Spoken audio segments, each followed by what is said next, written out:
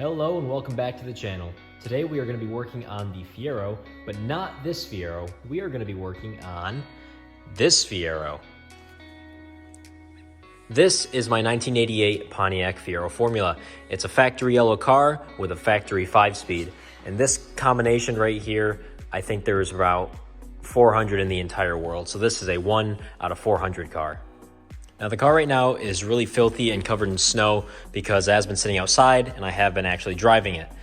This has been an ongoing project for the past 8 months. When I first got this car, it was completely rotted out and really beyond the point of repair, but I took on the project and I got it on the road last week. I have taken the engine out completely and gone through that whole thing, got it back in.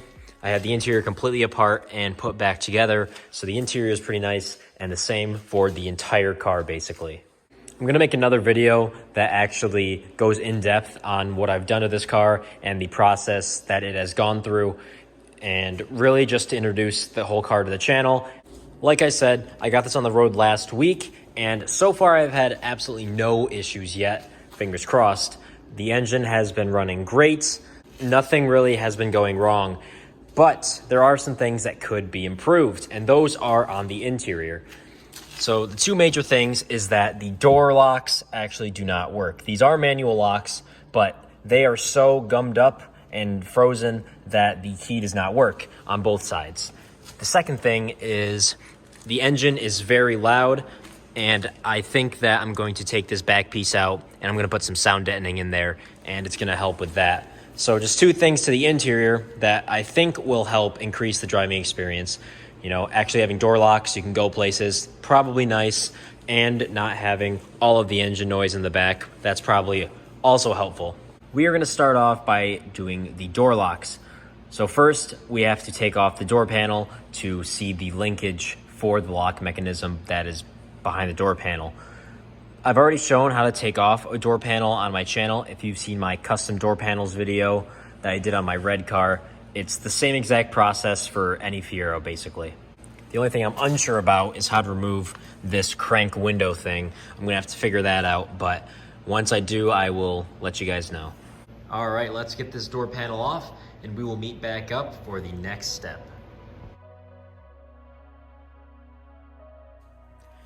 Okay, here's where I'm at. So I have everything taken off for the door panel except for the window crank.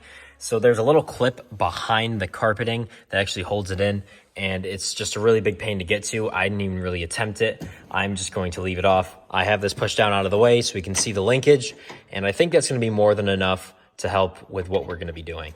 The linkage that actually controls the lock is this bottom one right here that has all these bends in it. And it goes through a couple different spots and has moved back and forth. And sometimes over time, those can get stuck and don't really want to work.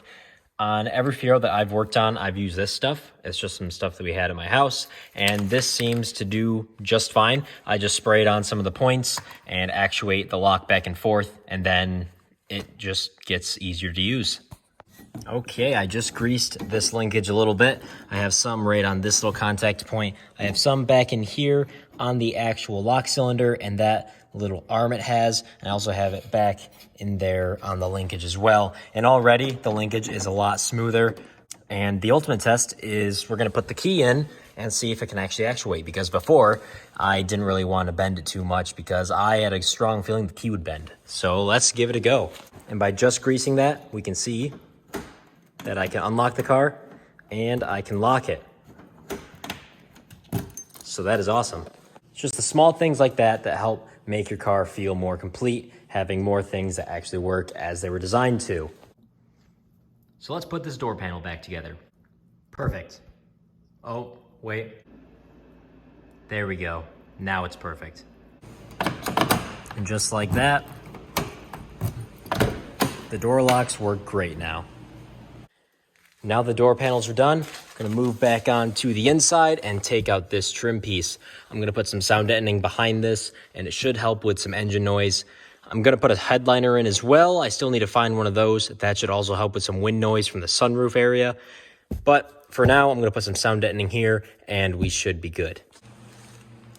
All right, interior's all torn apart. I already have one section laid right here.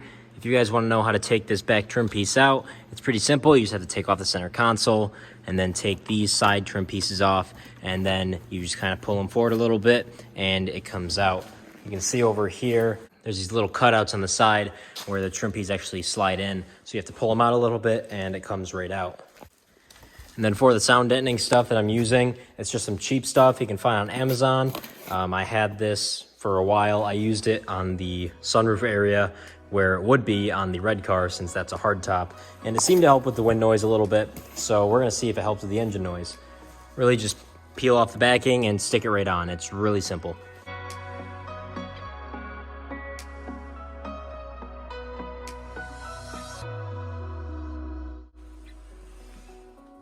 All right, that is all coated. I also put some on here just because I had some extra, and I'm really not going to use this stuff anymore, so might as well use more than use less, and wish I used more. Now I'm going to go throw that trim piece back into the car, and we're going to start reassembling.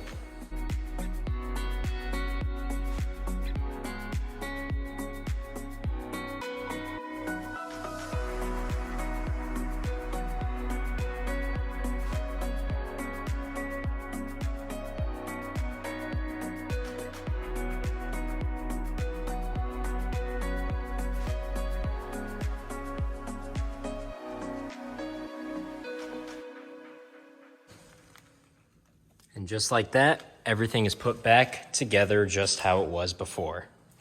All right, for the final test for the sound deadening, I'm gonna go ahead and start the car. And I don't really think you guys will be able to tell a difference at all. I also didn't really take a before video, but you'll just have to take my word for it.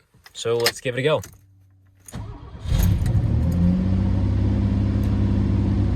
Yeah, my tack doesn't work either. I have to figure that out. But yes, there is a noticeable difference, honestly, with the engine noise. It is a lot more tame than it was. I'm pretty sure the reason why I had so much engine noise was because in the trunk, I took out all of the insulation that was in there. I took all that out when I went and repainted the engine bay, but I will talk more about that in the video I make talking about this car.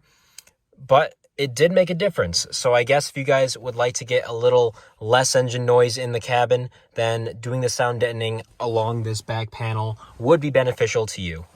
And that does it for today's video. If you guys would like to do this for yourself, I strongly encourage it. On any older car that you have, greasing up any of the linkages or any of the hinges, anything like that is definitely helpful. Get any of the grease from any of your local auto stores or any stores in general. They should have it. If you guys want to do the sound deadening, here is a barcode for what I got. I'll also find a link and put it in the description below if you guys would like to purchase it. But yeah, this is the new car to the channel. I'm going to be doing a lot of videos on this as well as on the red car still. So if you guys like today's video, make sure to like, comment, and subscribe, and I'll see you in the next one. See you later.